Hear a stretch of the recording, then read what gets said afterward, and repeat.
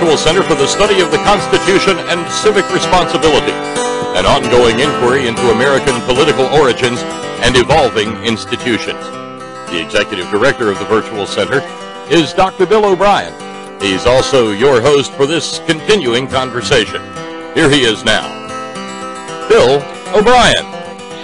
Thank you, Bob Kincaid, and welcome to a Tuesday edition of the Virtual Center for the Study of the Constitution and Civic Responsibility. Today is the 21st day of July in the year 2015. It is a pleasure to be with you on this, our second day in a row of broadcasting. I appreciate your willingness to revisit us if you are a person who has been here at the Virtual Center before. If this is your first time, welcome. I say this because we do have a new Facebook page that's been up just about 2 weeks now, and I think we're probably getting a few folks from that page. At least I've gotten some comments on programmings and topics, and I've been trying each day to put on the Facebook page the program topic for at least what appears will be the program topic for that day. Obviously, these are all very, very flexible because we do have a phone number, and we encourage our listeners to call in and share their thoughts and their ideas on a number of these issues. And when callers call in, obviously that's going to force a change, cause a change in the anticipated program. But all of those programs, when I say this is going to be the topic for today on the Facebook page, it's all based on the assumption, of course, that we wouldn't get any calls, and it would just be a presentation, and that would be the scheduled topic. Again, thank you again for tuning in. If you are a new listener, welcome. We invite you to stay with us and to return. I hope your experience is a positive one. For those of you who have been with us before, thank you so very, very much for your continued support in your faith. And again, I remind you about the Head On Radio Network, and I encourage you to do everything you can to support that network, because as you know, everything everything is basically donor supported here. We have no advertising. We have no funding from other sources. The folks involved are not taking salaries. So in essence, everything that you would contribute goes directly into programming, and I want to thank you for it. I did mention our phone number, and I want to give you the number. I'll try to remember to do it more than once, but at least at the beginning of the program, I want to make sure that you have our phone number, because we do encourage your calls and your participation in the program. Our phone number is area code 304-663-4676. 304-663-4676. If you'd like to communicate directly with me one-on-one via email, I would love to hear from you. My email address is waobrien906@gmail.com. That's waobrien, O-B-R-I-E-N, 906@gmail.com. And again, I mentioned that we do now, as of the last couple of weeks, we do have a Facebook page. And the title of the Facebook page is the Virtual Center for the Study of the Constitution and Civic Responsibility. But all you have to do is type in the Virtual Center, and it'll get you to the page, I'm sure. We do welcome your comments there. I'm regularly posting things. I didn't post anything today other than a notice on my personal page about what our program would be. I wanted to communicate with friends who are on my personal page and let them know what the topic was going to be for today's program. I also want to thank Horst, a listener in Taiwan. Those of you who have been looking at the Facebook page will likely have seen a fairly extensive communication from Horst in Taiwan announcing that Horst has successfully caught up, and that he has now made it possible for every single broadcast that we have done here at the Virtual Center since the beginning is available on YouTube. I believe, and I meant to check this before we went on the air today, and I didn't get a chance to because I just got in prior to airtime. but I will check it after we get off the air. If you look at Horst, Horst, on YouTube, that'll get you to the page, I believe. I think that's what Horst told us in the email. But every single program that has been broadcast, he mentioned even a few that the White Rose Society might have missed for technical reasons or whatever, he has been able to get on YouTube. So every program that we've done is there, and he's got them, they're dated. The most recent ones, obviously, with the most recent dates, etc. He did admit that up until about 6 months ago, he had been offering brief summaries of the programs, but in the last 5 or 6 months, he's not been able to do that because, very honestly, he said he's been listening to the programs at work, and that makes it impossible for him to take down notes so he can write a short summary of what the program is about. He did say that he would like to return to the challenge of doing that, but the fact of the matter is they are all there. They are all on YouTube, and I want to thank him so very much. What do you say? It's absolutely wonderful that he would do this.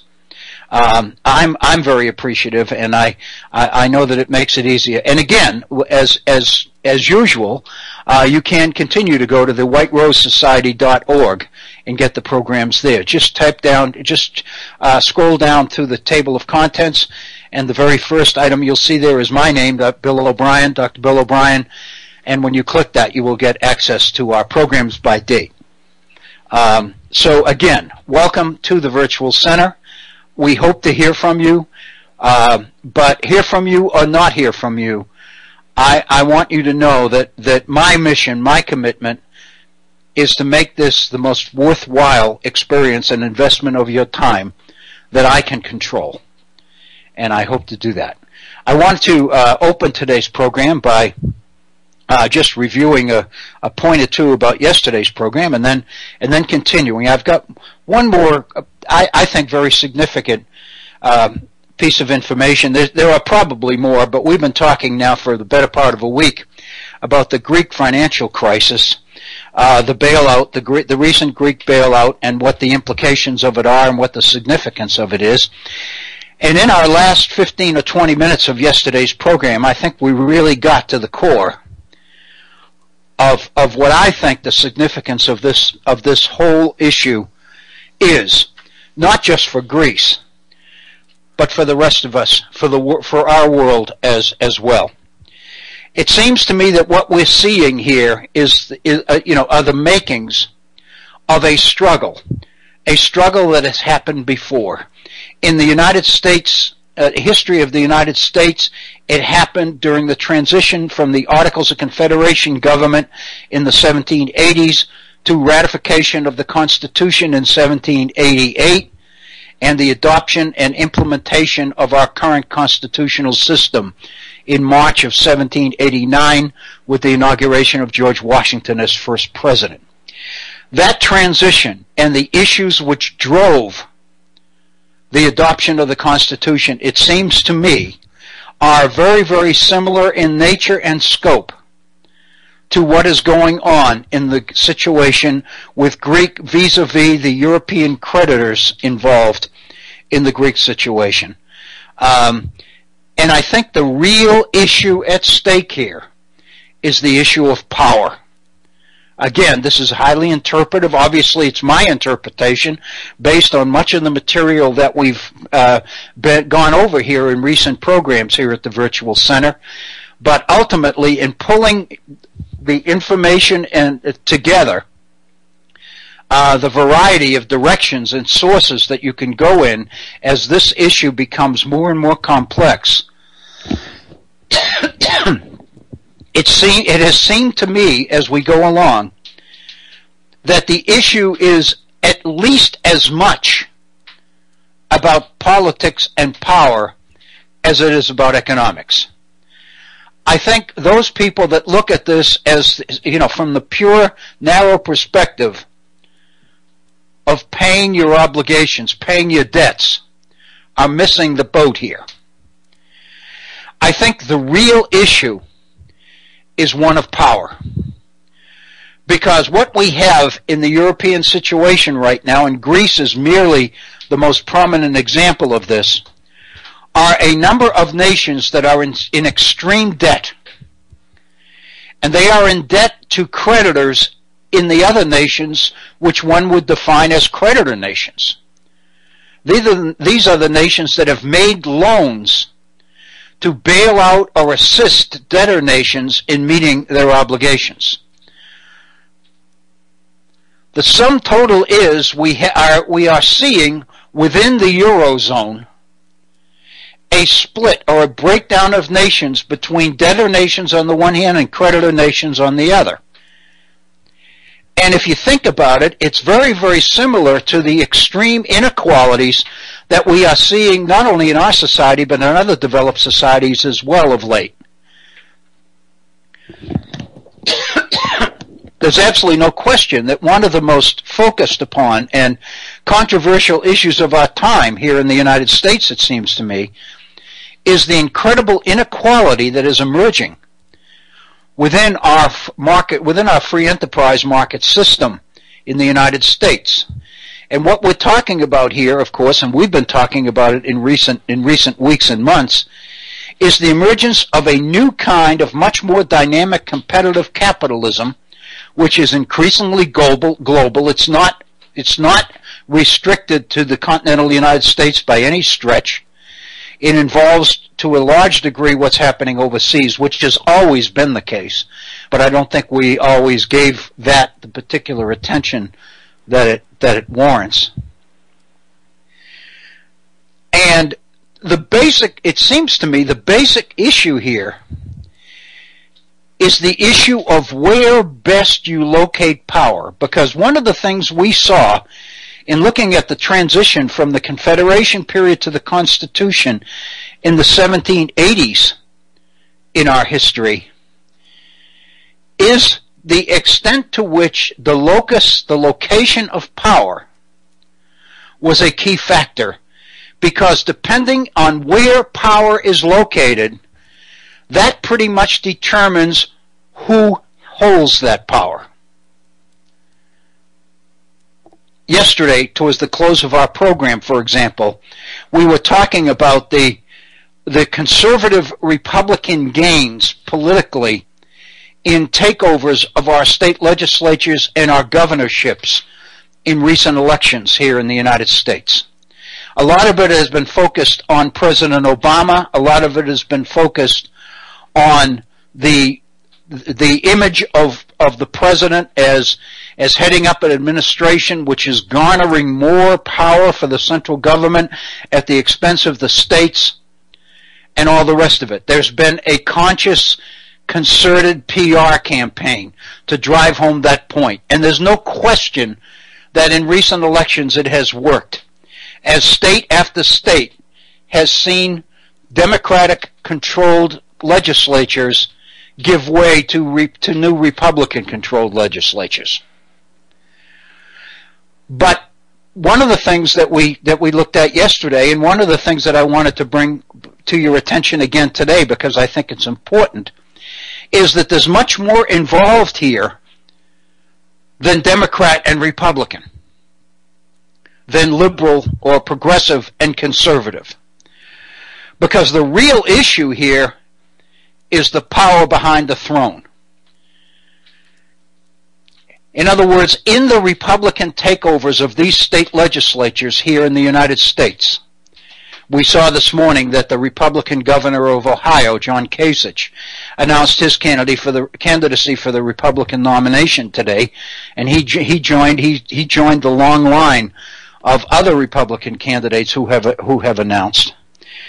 But the fact of the matter is, as these new Republican majorities have taken control at the state level, we are beginning to see the extent to which there are large financial interest, well-funded political action committees, PACs, that are behind these election sweeps, that are driving these candidates, that are supporting these new candidates who are winning office.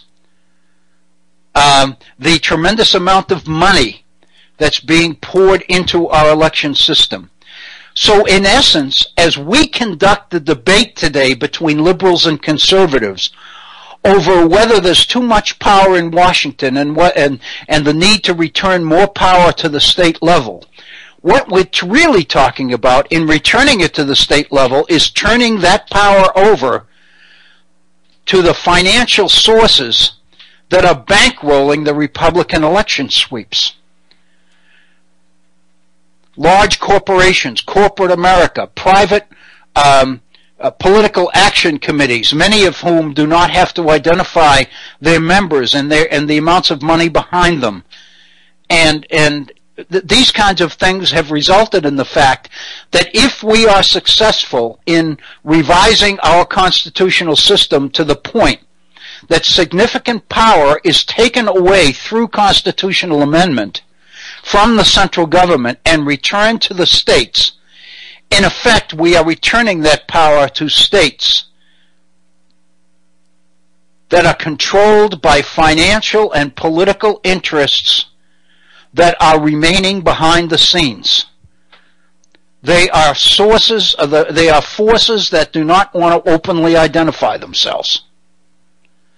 Everybody focus on Koch Industries, the Koch brothers, because of the money that they're putting into our political campaigns, tens of millions of dollars. But the fact of the matter is there are others. And the openings, the opportunities that we in the Supreme Court have allowed for unidentified money to make its way into our political systems has made it possible for large numbers of people to purchase influence in our elections, in our politics, and we don't even know who those people are. The point of this whole discussion, this whole issue is that in returning power from the national level to the state level, we are also returning it to a specific group of people, and we've got to know that. And of course the reality is these people don't want it to be known that they are the power behind the throne in all of this. The same kind of situation is going on in Europe. As the situation over the Greek debt situation has developed and matriculated over the weeks and months, it's becoming very clear that the logic of the situation seems to suggest more and more movement towards a centralization of political power in order to manage the Eurozone.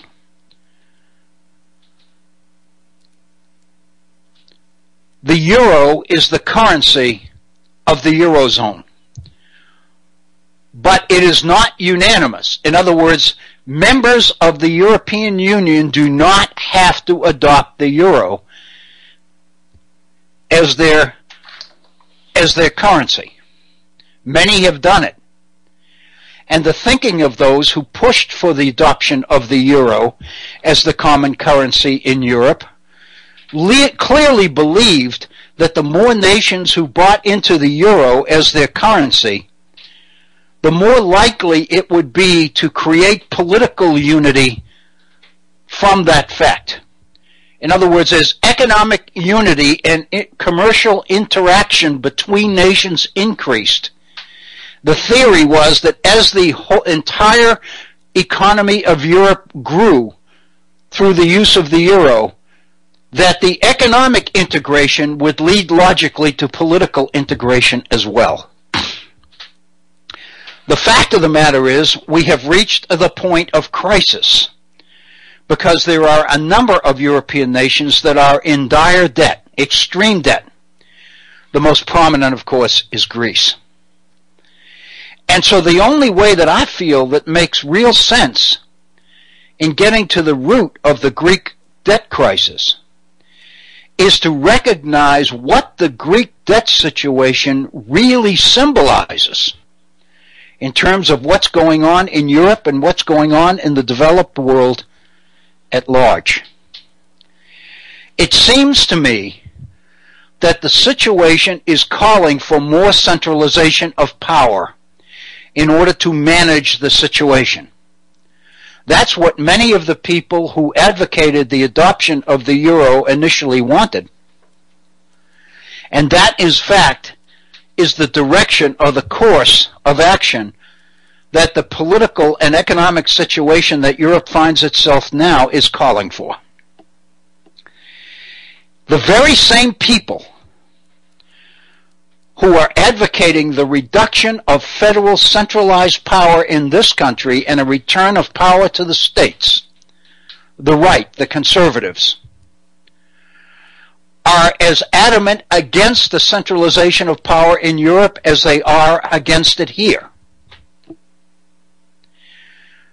In order to understand that, you can't accept the fact that their rationale or their reason for this is ideological. You can say, basically, these people are against the idea of centralized power and they want to do everything they can to enhance local power. As far as it goes, that explanation makes sense. But the fact of the matter is there's more to it than that. Because obviously, if power moves or matriculates toward the central government, if power in Europe becomes increasingly centralized politically, then not only is that going to dictate where power resides, it's also going to dictate who holds that power. Same situation that we have here. So it's very obvious that those people in this country, and the example I'm using is George Will, who wrote a really well-written piece in the Washington Post last week on this, about his opposition to the European Union. He is adamantly opposed to the European Union, and given who George Will is, it's very obvious and understandable that he doesn't just speak for himself. He speaks for an ideological position for whom he continually writes that particular point of view. And that particular point of view is opposed to centralized power, as it is in this country. The reason that they're opposed to centralized power is because in keeping power within the individual nations which make up the euro, it becomes easier to control who has that power. And obviously, those who have it right now are the creditors, the financiers, the ones who are calling the shots. The members of these international groups and committees that are calling the economic and financial shots, if you will, for all of Europe. They are in control. Who are they? Obviously, they are investors, they are corporate financiers, they are corporate executives, they are the big players in Europe's and the West's economic future. So the real debate here is between the political forces that would make decisions in a centralized situation versus the corporate and financial situations that are able to control power as long as that power remains local. As long as in Europe it's contained within the current nations and does not move to some central authority in Brussels, for example. That's really what the debate over the Constitution of the United States was about 240 years ago.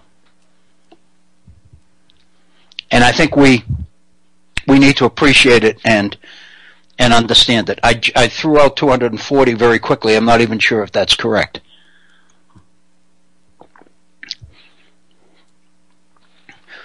It's not 240. It's obviously 225 or so. But anyway. So that's kind of where we were yesterday. We really were looking at a lot of materials And throughout the course of the program yesterday, we were building up to that conclusion, it seems to me. So, again, I feel very comfortable that we've done I hope, an adequate job in looking at the issues and the considerations, not only in terms of where power will be located, but who will wield that power. And again, what we're talking about here is the struggle for power between political leaders and financial leaders. I would suggest to you, historically, that if you go all the way back to the transition from medieval Europe to modern Europe,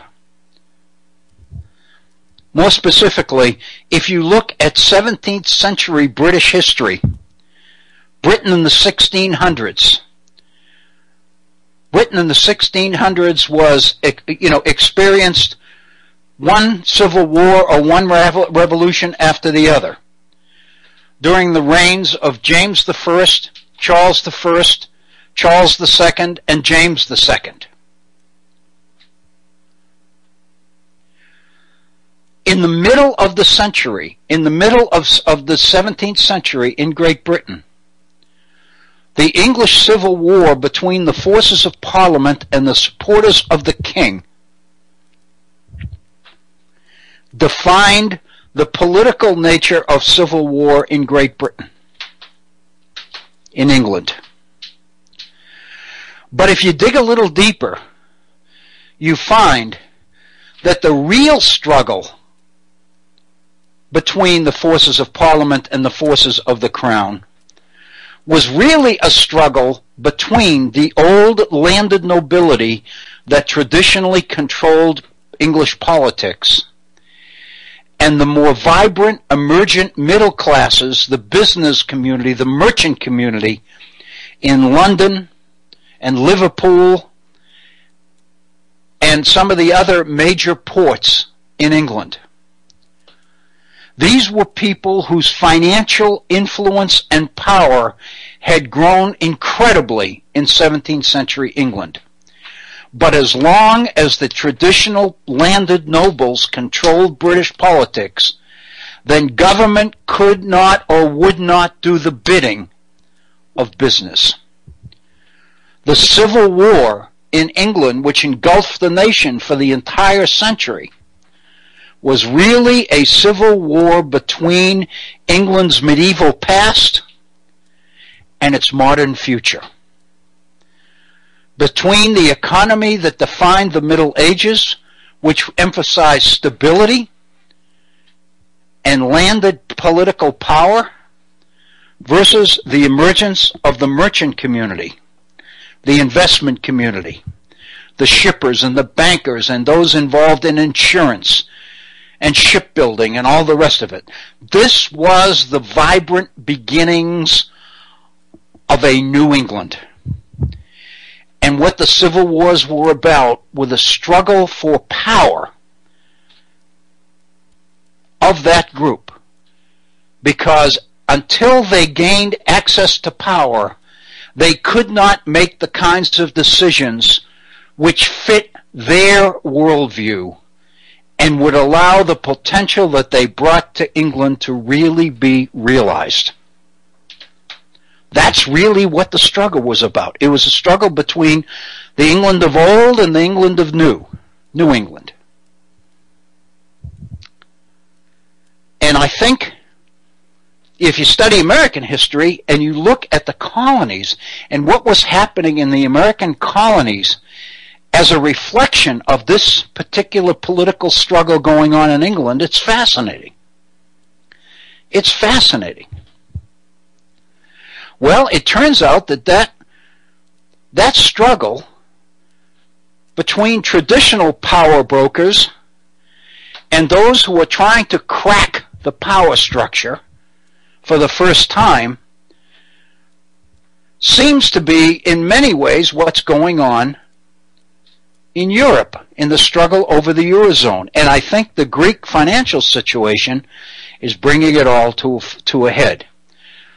That's why I think it's important that we recognize it and that we look at it as objectively and as completely as we can. I think it's important. I think it's very significant for a lot of reasons. I don't know what's going to happen. It's very logical that power at the central level in Europe would seem to be called for, because there needs to be some call for central management over this. Otherwise, the gap between creditor nations and debtor nations is going to be so huge that it's going to create turmoil. Already, it's created unemployment, massive unemployment, 25% in Greece, 22% in Spain. So already, there's major economic dislocation. And if something isn't done to fix the situation, it's just going to get worse. The struggle over the Constitution of the United States was the plan put forth by Madison, Hamilton, and the others to avoid exactly those kinds of situations by centralizing power here. And to do that, you had to take it away from the states that controlled political power under the Articles of Confederation. That's really what this whole, I believe, that's really what this whole situation is about. It's extremely important. It's extremely important to us as American citizens for a number of reasons. No question, it's economically important because a politically unified Europe, in excess of 340 million people, is going to have a tremendous influence on the economy of the United States in terms of what we can sell and what we can buy. That's obviously the potential that is going on in the Far East with China. And any of us who've been to the store know when you go to it's very difficult to find anything on our shelves that was not made in China. So I think we can see the impact and the political influence of all of these things and how important they are. The issue then, it seems to me, is the link between political and economic power. Sometimes in our textbooks, you may have seen this, I saw it, I've seen it in government textbooks over the years, the terms of politico-economic, hyphenated, politico-economic power, the link between politics and economics. And rarely does anybody take the time to explain and define exactly what that hyphenated word means. And what it essentially means here is the struggle between the two. Because obviously, if financial growth is going to happen and is going to reach anywhere near its potential, then the kind of support or lack of support that it receives from government plays a critical role in that whole growth, that whole economic development process. If government is on board and is willing to do the bidding of business, then economic development can take off.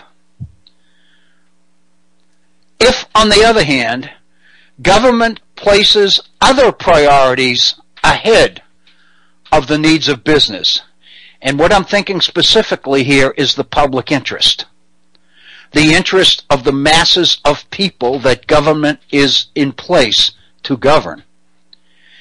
If the priorities of the people are the priorities of government, then that oftentimes can create problems for business because it implies more regulation, more red tape, more procedures. And therefore, political leaders rather than economic leaders are calling the shots. That's really, it seems to me, what a lot of this is about.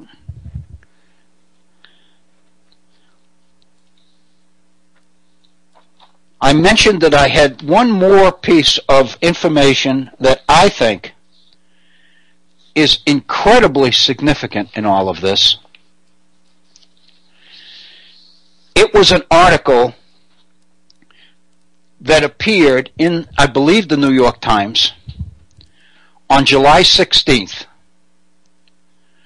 It was written by Robert Reich. Robert Reich is at the University of California in Berkeley. He was Labor Secretary under President Clinton in the 1990s, as many of you will recall. When he left government service at the end of the Clinton administration, he went into academics. He took a teaching position at Brandeis University outside Boston in Waltham, Massachusetts. And then several years ago, he moved to the University of California at Berkeley. He's written a number of books and articles on economic, political issues of the day.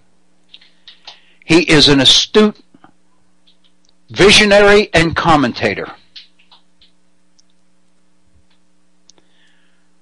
On the 16th of July, which was 5 days ago, he wrote a piece on the Greek financial situation.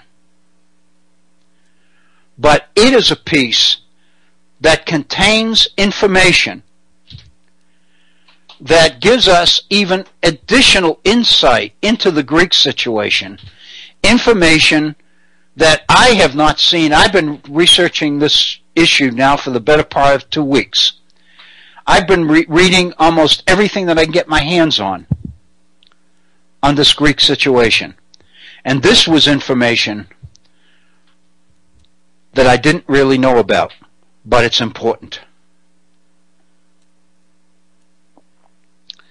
Specifically, it is information related directly to the role which Wall Street firms have played in this whole situation. Heretofore, the only piece of direct reference that I've seen to the influence of Americans on the Greek debt situation related to the fact that the majority of board members, the majority of votes on the International Monetary Fund are American votes.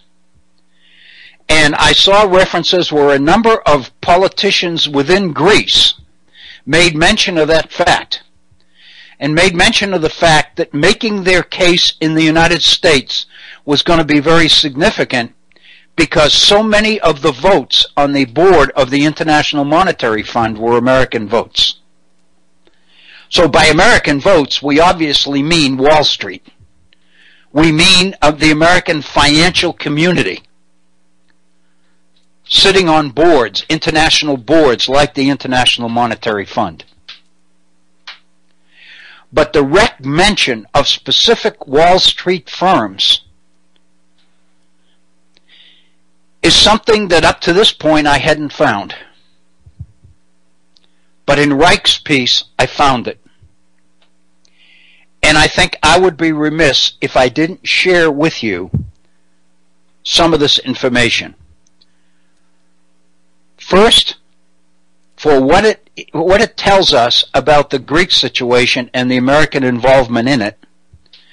Secondly, because I think it goes a long way towards recognizing and appreciating the powerful role that the United States plays in the world of international finance. We've known that in the abstract. For years we've been talking about how influential American financiers and creditors are in the international world of economic growth and development. But rarely do we get an inside look at some of the detail as to how that influence plays out in the real world.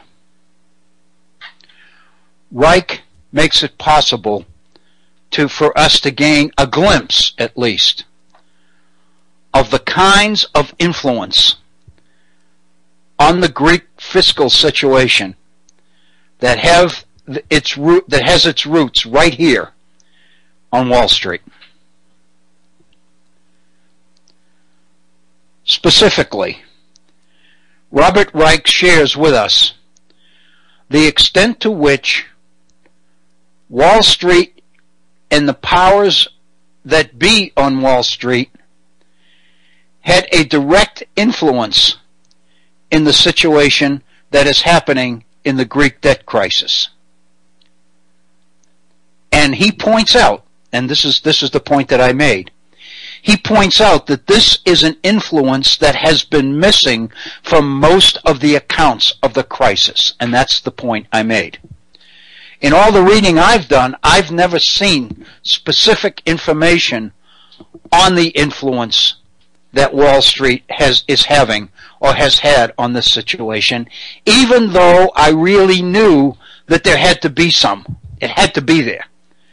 Because the influence of Wall Street in financing economic growth around the world is so incredibly profound. We all know that. So it stands to reason that Wall Street would be involved. But how exactly Wall Street was involved, I didn't know until I read this particular piece. Robert Reich makes the point that the debt crisis in Greece was made worse or exacerbated years ago by a deal that was made between the Greek government and Goldman Sachs on Wall Street. It was a deal that was engineered by Goldman's current president, current CEO, Lloyd Bankfine. Many of you have probably seen references to Lloyd Bankfine on the national news. You have probably seen him on television. I might tell you that just as an example, that Lloyd Bankfine is one of these Wall Street executives with the inflated salaries we hear so much about, and the deals, the amount of the deals in stocks and all the rest of it that we hear so much about. I'm looking for here it is. Goldman Sachs CEO Lloyd Bankfine last year alone made $24 million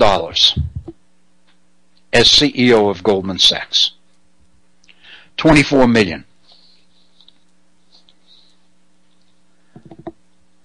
For those people who regularly watch LeBron, $24 million is not that big a deal, but realistically we all know that it is.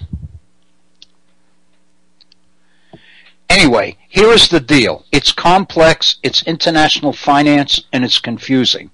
So bear with me. Bankfine and his Goldman Sachs team, helped Greece hide the true extent of its debt years ago. In the process, the deal that they reached effectively doubled that debt. And Robert Reich makes the point, just as with the American subprime crisis and the current plight of many American cities, which we'll get into, Wall Street's predatory lending played an important, although little recognized, role in the current Greek debt crisis. In 2001, Greece was looking for ways to disguise, to hide its financial troubles. According to the treaty, the Maastricht Treaty, that Greece entered into with European creditor nations, Greece was required to show improvement in its public finances. Part of the deals on these loans that were granted to debtor nations was that they would be able to demonstrate that they were making the right changes internally to get their financial act together so that they could repay their loans and grow their way out of these debt situations. On the other hand, Greece couldn't show that it was making financial progress because it was heading in the opposite direction. Greece was spending more than it could possibly make. Greece was in trouble. Goldman Sachs came to the rescue, arranging a secret loan of 2.8 billion euros, disguised as an off-the-book cross-currency swap. I can't tell you specifically what a cross-currency swap is, but from the name, from the title, I can kind of guess. Basically, what Robert Reich tells us is the bottom line of this cross-currency swap was that it enabled Greece to shift its debt, its foreign policy debt, into domestic currency debt, and thereby hide it from creditors. It allowed Greece to shift the debt that showed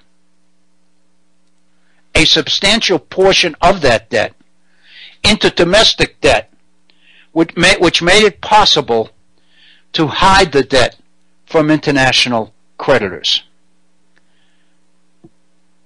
Reich admits that it was a complicated transaction, but it amounted to a fictitious market rate exchange rate. As a result, 2% of Greece's foreign debt disappeared from its national accounts. The head of Greece's public debt management agency at the time, Christoforos Sadelis, made a comment, this is quoted in Reich's article, made a comment to Bloomberg Business that, quote, this was a very sexy story between two sinners, unquote. This was illicit under the table, a duplicitous deal which in the books caused 2% of Greece's international debt mysteriously to disappear. In return for this deal and this loan of 2.8 billion euros, Goldman Sachs was rewarded to the tune of $793 million. That year, this deal with Greece amounted to 12% of Goldman Sachs' revenue. The unit at that time, the Goldman Sachs unit in Europe at that time, was run by Blankfein, who's now CEO of the entire Goldman Sachs empire.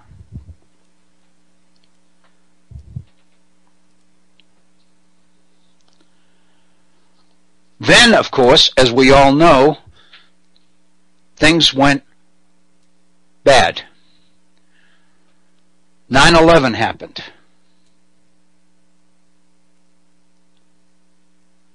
The markets plunged. Greece lost a lot of money.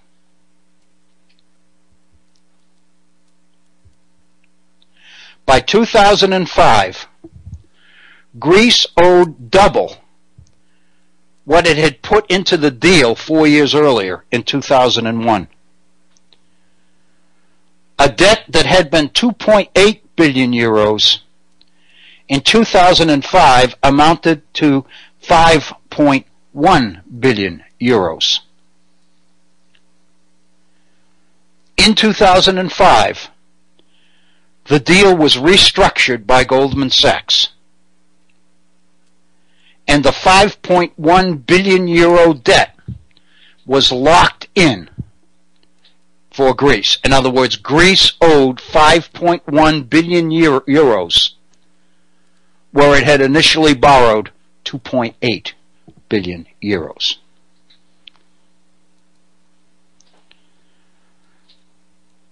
Another interesting fact: Mario Draghi, D-R-A-G-H-I, Mario Draghi, whose name you've probably seen in the press of late as being heavily involved in the Greek debt crisis, because Mario Draghi is now head of the European Central Bank, which is calling in the loan from Greece. In 2005, when this debt was restructured, Mario Draghi was managing director of Goldman Sachs International Division. In other words, the person who is now heading up the European Central Bank that is demanding payment from Greece is the same guy that negotiated and restructured the Greek debt from 2.8 billion euros in 2001 to a locked-in price of 5.1 billion euros in 2005. And now he's demanding payment from Greece. Robert Reich points out that Greece was not the only sinner in this whole thing. Up until 2008, the accounting rules for the European Union allowed member nations to engage in these off-market rate swaps pushed by Goldman and other Wall Street firms. Reich points out in the late 90s, for example, J.P. Morgan did a similar rate swap with Italy in order to get Italy a more favorable exchange rate, thereby committing Italy to future payments that didn't appear as foreign debt. In other words, these were debts that Greece owed Goldman Sachs, that Italy owned J.P. Morgan, that didn't appear on the international credit charts. When you looked at the amount of foreign debt that Greece owed, this stuff was not even there because it was listed as domestic debt.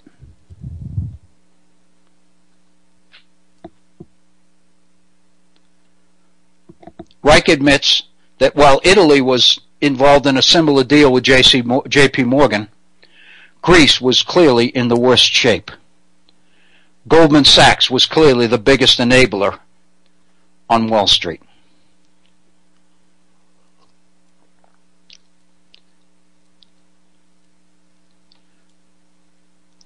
Other firms on Wall Street did the same thing. Other Wall Street banks were engaged in the same kind of operations.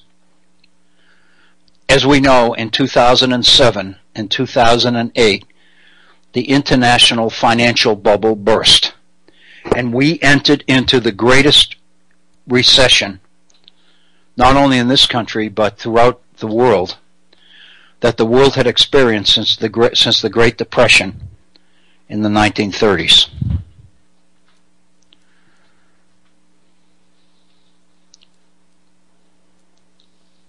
Interestingly enough, Goldman Sachs came back to Greece in 2009, 3 months, Reich reports, 3 months before Greece's debt became international news, and proposed another swap deal on Greece's healthcare system. But Reich points out this time the Greek government didn't go for it. And then, of course, comes the part that we all know, and Reich shares this with us. Wall Street got bailed out by the American taxpayer. In subsequent years, the banks, J.P. Morgan, Goldman Sachs, and the others, became profitable again and were able to repay their bailout loans. And since then, bank share rates have gone through the roof. In November 2008, Goldman Sachs' shares were trading on the stock exchange at $53 a share. Excuse me, this was before the bailout. $53 a share. Now, that was 2008. Now, Goldman Sachs stock is selling at over $200 a share. The executives at the J.P. Morgans and Goldman Sachs and the others have enjoyed huge pay packages, and of course, as I mentioned earlier, blank fines is $24 million last year. So while the banks have done very well, Greece hasn't. And part of the reason is because they owe the debt. The debt was restructured, and they signed on, and they owe it. So while the banks got bailed out by the socialist president we have, Barack Obama, the fact of the matter is those that owe Goldman Sachs money did not enjoy a similar kind of bailout or forgiveness of any kind. Wow.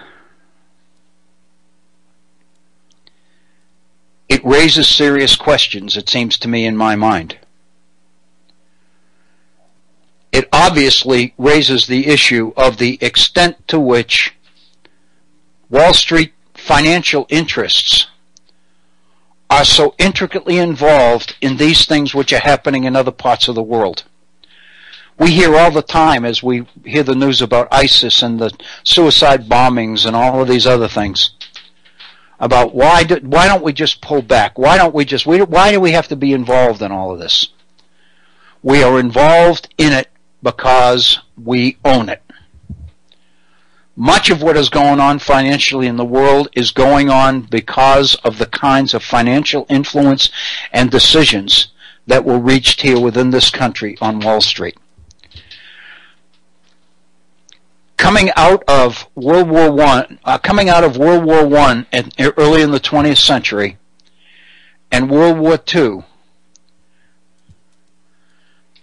as the only major power that came out of the war in better shape than we went into it, at least financially,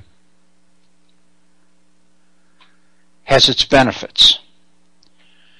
And those benefits are that for the last half of the 20th century and well into the 21st century, American finance has really pretty well driven the international economic structure for the rest of the world. But as global development is happening, as the miracles of the internet and the miracles of international communication are happening, as the world has become flat, to use the title of the famous book by Tom Friedman, nations, portions of the world, peoples of the world that heretofore never were able to compete successfully with us are now able to compete. And we have seen the result. Robert Reich is not done. The reason that I wanted to bring to your attention here at the Virtual Center Robert Reich's piece is not only because of the influence that he reveals to us that was wielded by Goldman Sachs in the Greek debt crisis, which I think is information that all of us should know and ought to know, because it's very obvious with the ideological attack by the right on big government and the argument that it ought not to regulate the economy, that it ought not to overregulate Wall Street. We are beginning to get a glimpse of the kinds of things that Wall Street is involved in. To assume that its financial interests ought to drive what it does financially throughout the world, with the potential that it has for getting us into political international trouble of all kinds, and to argue that government has no real role to play for fear that it will overregulate the economy and cost jobs is naive. It is naivete to the extreme. Clearly, those arguments are not ideological creed to conservatives. Rather, they are self-serving points of disinformation. And I think we need to recognize them. But this idea of these currency swaps. Yesterday in our program, we made reference not only to individual nations of Europe, individual nations being involved in these kinds of situations, but we talked about the role of international finance, of these international financial gurus like Goldman Sachs, like J.P. Morgan, not only in terms of international finance, but also in terms of domestic finance. Because one of the things we talked about in another piece that we looked at yesterday was about the extent to which increasingly development money, the funds, the capital necessary for infrastructure upgrades, for roads and bridges and all the rest of it, is money that has to come from somewhere. And increasingly it's coming from municipalities, cities, and states that are leveraging their assets in order to get their hands on working capital. What that means is that these private banks, Goldman Sachs, J.P. Morgan, and some of the other largest ones, are not only involved in what's going on internationally, they are also involved in what's going on here within the United States. And we know that many cities and states are experiencing incredible financial distress because austerity budgets, cutting services, cutting public jobs, cutting pensions, cutting services to the aged, all of these things in an effort to try to get these budgets back within manageable levels are all examples of policies designed to generate money to repay loans to the very same firms, Goldman Sachs, J.P. Morgan, and the rest of them. And this is information that Robert Reich shares with us as well. Let me read exactly what Robert Reich says as he leaves the Greek situation and transitions into America's domestic situation. Meanwhile, cities and states across America have been forced to cut essential services because they're trapped in similar deals sold to them by Wall Street banks. Many of these deals have involved swaps analogous to the ones Goldman sold the Greek government. And much like the assurances it made to the Greek government, Goldman and other banks assured the municipalities that the swaps would let them borrow money more cheaply than if they relied on traditional fixed-rate bonds, while downplaying the risks that they faced. Then, as interest rates plunged and the swaps turned out to cost far more, Goldman and the other banks refused to let the municipalities refinance without paying hefty fees to terminate the deals. In other words, Goldman Sachs had many of our states and our cities locked into the same kind of financial deals that Greece found itself into. The first example that Reich uses is the city of Detroit. Like you, I was appalled last year when it became national news that the city of Detroit was filing for bankruptcy. It was terminating its obligations to its employees. It was terminating its obligation to retirees who worked for the cities and retired from the city. Detroit, in refinancing, in restructuring its debt in order to get out of bankruptcy, was required to bite the bullet financially. Its services were cut. Its schools were reduced. Teachers lost their jobs, etc., etc., etc. We all know that.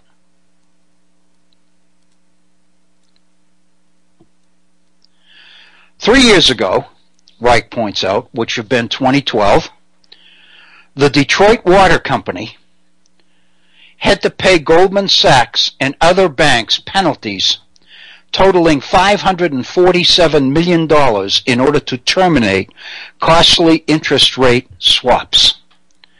The Detroit Water Company, $547 million payout to Goldman Sachs and other banks in order to get out of these interest rate swaps that it had entered into with these banks.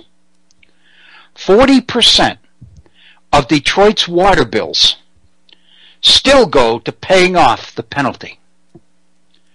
Residents of Detroit, Reich says, whose water has been shut off because they can't pay, have no idea that Goldman Sachs and other big banks are responsible. The money, the city is shutting off water for people that can't pay their bills. For those who can pay, the money is not going into the delivery or the service of water to the citizens or the residents of Detroit. It's going into paying off the fines necessary to get out of the deal with Goldman Sachs. Likewise, the city of Chicago, its school system, already cut to the bone, is paying over $200 million in termination penalties on a Wall Street deal that the Chicago schools, that had the Chicago schools paying $36 million a year in interest rate swaps. So what international finance, the large banks, Wall Street banks, have done is not only put European nations like Greece into levels of debt that they can never get out of, but it has also put many of our municipalities, many of our state governments, into similar debts because it's the only way that they could get access to operating capital funds, is by engaging in these currency swaps.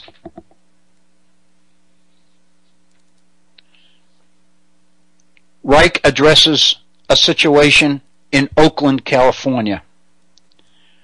A deal involving interest rate swaps that Goldman struck with the city of Oakland, California more than a decade ago has ended up costing the city $4 million a year. Goldman Sachs has still refused to allow Oakland out of the contract unless it comes up with a $16 million termination fee, prompting the city council to pass a resolution boycotting Goldman Sachs. When confronted at a shareholder meeting,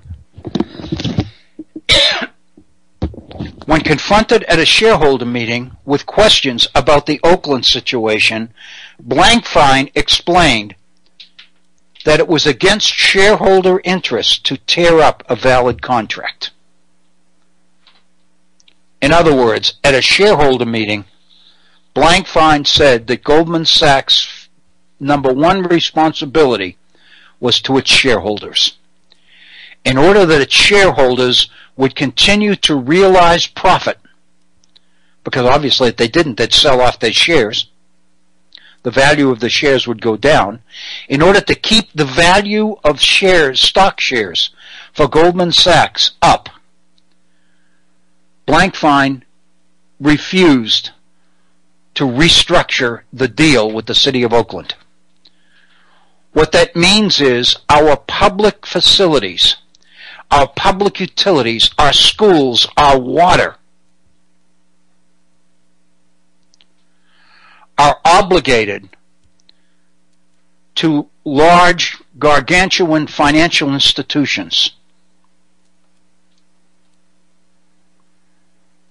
Basically, what this reflects is the extent to which governments have had to go into debt to private banks in order to realize the kind of operating capital they need to function, in order to fix roads, in order to fix potholes, in order to repair leaks in water lines and sewer lines and all the rest of it, in order to pay employees. So in order to meet the obligations to these private bankers, to these private creditors, cities are being forced to restructure and reconfigure pension programs, 401 retirement programs. This is basically, it seems to me, the message or the lesson, as well as the significance of the Greek debt crisis. It is not on the other side of the world. What we find is that the same situation that the citizens of Greece find themselves in, many of our own citizens find themselves in as well. They can't get jobs. They're experiencing downsizing.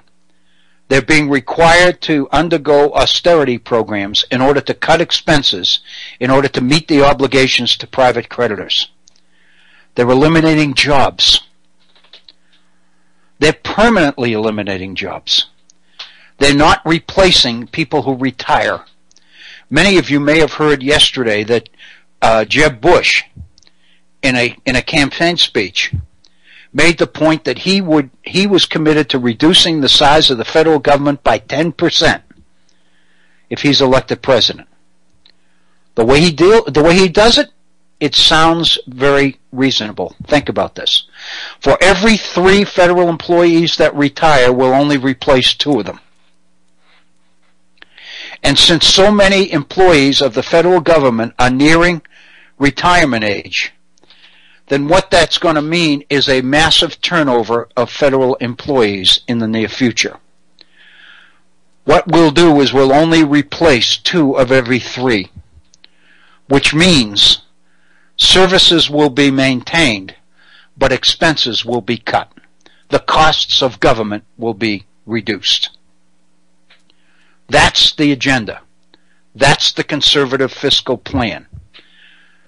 But what's missing in all of this is where the money is going.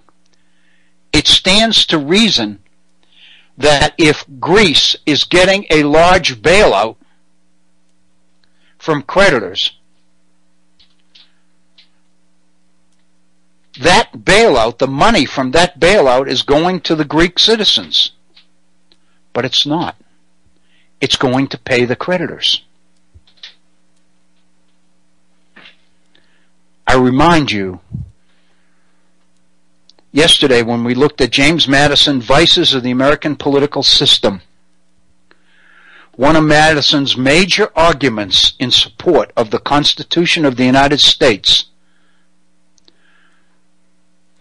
was the fact that with ratification of the Constitution, states would no longer have the authority to print paper money, to come to the aid of their own citizens, to alter contracts by requiring that private debts be paid in installments.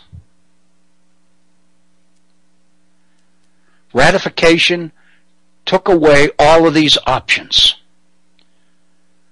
membership in the Eurozone and adoption of the euro as its currency has taken those options away from Greece. If Greece still controlled its own currency, the drachma, it could reduce the value of the currency in order to stimulate the economy. But Greece does not have that option. Entry into the Eurozone and the adoption of the euro has taken those kinds of options away from the governments. It seems to me that, you know, we're moving towards the end of our program. It's 45 minutes after the hour, so we've got less than 15 minutes to go. It seems to me that it would really be a mistake to let this issue pass without revisiting the issue of political power.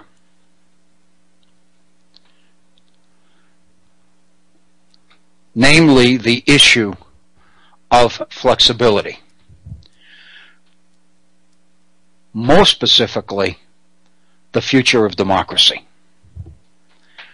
Because I think one of the things that we have to confront, in fact, one of the things that we've seen over the last several weeks in the Greek situation, is the willingness and the ability of the Greek people to speak their mind, to be involved. When the current head of the Greek government, Tsipras, scheduled the referendum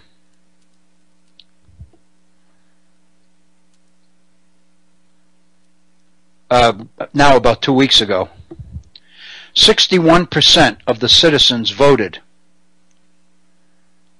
to not go along with the demands, the terms that the creditors were presenting to them. They voted no.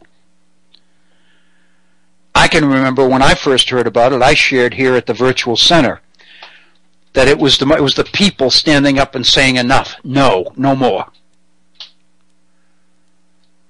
In theory, that's democracy. But the reality of the situation is that as power flows to the central level, as political power is centralized, democracy becomes less and less a factor. If political power flows to the European Union, if an international organization of European nations begins to make not only economic policy but political policy for the nations of the European Union, then of what value is a majority vote within any one of the countries going to have? The only option that a country would have, theoretically, would be the right to secede from the Union, and we know what happened in the United States when southern states tried to do that. By definition, the European Union would have a no backing out clause. It would not be a confederation of free and independent nations. It is now. But if central power was to flow to the Union, which seems to be the logical way to manage this situation, it will be done at the expense of viable democracy. Democracy cannot function, it seems to me, in that kind of situation. In fact, if you read Madison's Vices of the Political System carefully, and his discussion about majority and minority factions as he lays it out after the Constitution is put together in Federalist Number 10, Madison is very aware that the shift of power from the local level to the central level basically takes the power away from the people at the local level and shifts it to their representatives at the national level. With the centralization of power comes the demise of meaningful democracy. And I think we need to be aware of that. We need to understand that. So again, that's the issue. And I think it is incredibly important. I think Robert Reich's piece is absolutely delicious in terms of the information and the insights that it provides for us. I don't think any of us have any idea about the extent to which large financial banks, large banks on Wall Street, control what happens to us. I don't think any of us have any idea.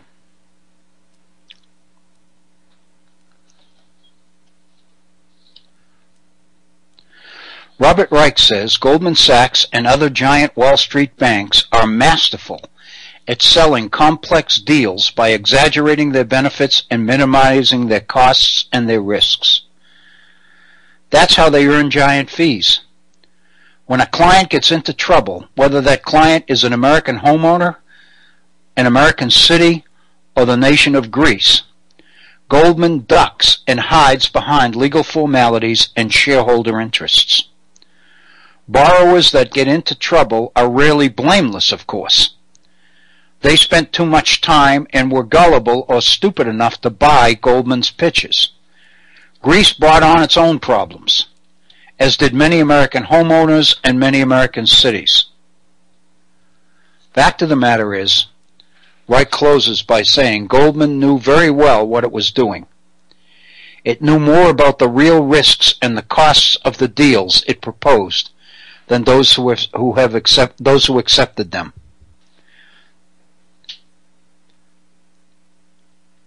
The shareholder at the Goldman Sachs meeting that raised the issue about Oakland, California, made the comment and said, "This is an issue of the." Reich concludes, exactly. That's what it is. And as we come toward the end of our program, and we are at 52 minutes at the hour, so we've got 5 or 6 minutes left, I would be remiss if we didn't conclude this by shifting our thinking back to Pope Francis's encyclical, Laudato Si.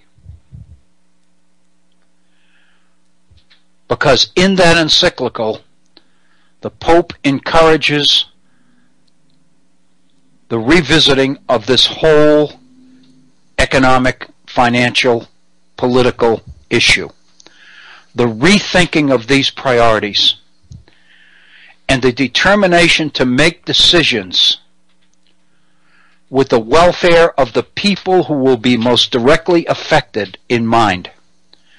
The interests of the people, the interests of the workers, the interests of the nations, the interests of the citizens of these nations, the interests of people in our cities, the interests of retirees, the health care considerations of retirees and public employees. All of these things need to be on the table when municipal governments or national governments enter into these kinds of financial deals. The Pope's encyclical is based on the fact that that has not been the case, and that these negotiations have occurred primarily without taking into consideration the impact that the decisions being reached will have on people and on the future of people and on the psychological sense of well-being of people. When Richard Sennett talks about the fact that what he calls the new capitalism is creating the reality of uselessness on the part of people that it is rendering unemployable. Before we went on the air today, I attended, as I usually do, our Rotary meeting here in Beckley, and the Rotary presentation or program today was delivered by the CEO, the director of Goodwill Industries here in West Virginia. They have 20 outlets here in West Virginia. Goodwill, and everybody knows, I think, what Goodwill is. And she was encouraging, pointing out the size of their budget and all the rest of it. The whole idea behind Goodwill is to take people who have been, for various reasons, rendered unemployable and provide for them jobs and the kind of soft skill training that makes them employable. That's what she was talking about. The fact of the matter is, the kind of jobs we're talking about here with this business of international finance, these people that Goodwill is talking about rendering employable and getting them into the job market, we're talking about gargantuan differences here. We have got to begin to rethink what we're doing. We are rendering so many of our people unemployable, redundant, useless. We talk about education, we talk about retraining, but on the other hand, it's very, very difficult to demonstrate meaningful, positive progress in much of this situation. So I would suggest to you we have a real problem here. And I think all of it is being portrayed or being played out, as it were, in the Greek situation. Of course, as we know, and I'm not telling anybody anything they don't know, there has been a deal where the Greek government has, in fact, bought into the austerity program demanded by the creditors. The job then for the Greek government was to sell this to the legislature. And I believe I've read last reading that in fact this has been successful, that they have been able successfully, because ultimately we're talking about free fall if they don't. And I guess the government's responsibility to the people of Greece is, if we allow the whole thing to collapse, we don't know what's going to happen to people, we don't know what's going to happen to their future. But it stands to reason that Greece is not going to be able to generate or grow its way out of this situation. It's entirely likely that the city of Detroit is not going to be able to grow its way out of it either. We are seeing similar situations in other places. The Robert Reich mentions Oakland. Robert Reich mentions Chicago. We've seen the murder rate in Chicago. We've seen the demonstrations and the racial overtones of the situations in Baltimore and South Carolina and all the rest of it.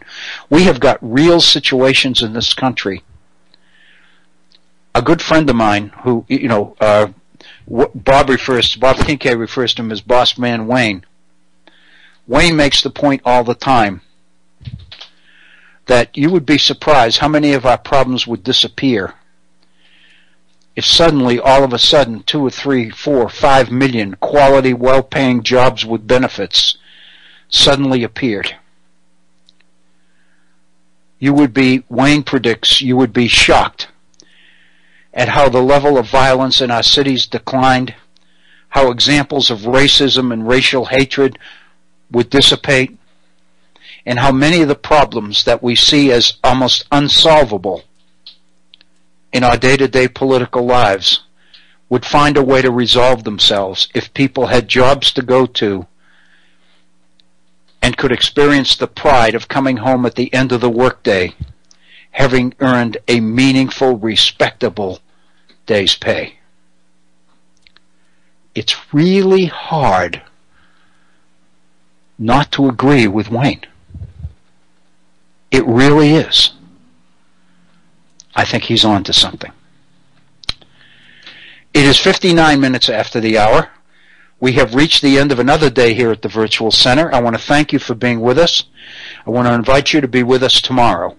I will post on the Facebook page the topic for tomorrow, but I can tell you it's going to deal with the deception issues surrounding the issue of fossil fuel and the burning of fossil fuels and the energy crisis. I've collected a lot of information. I've made reference to it before. I want to revisit it, and I really want to get into some of this information because I think it's meaningful. Thank you for tuning into the Virtual Center. This is Bill O'Brien. We've reached the top of the hour, the end of our day. Thank you, and be safe.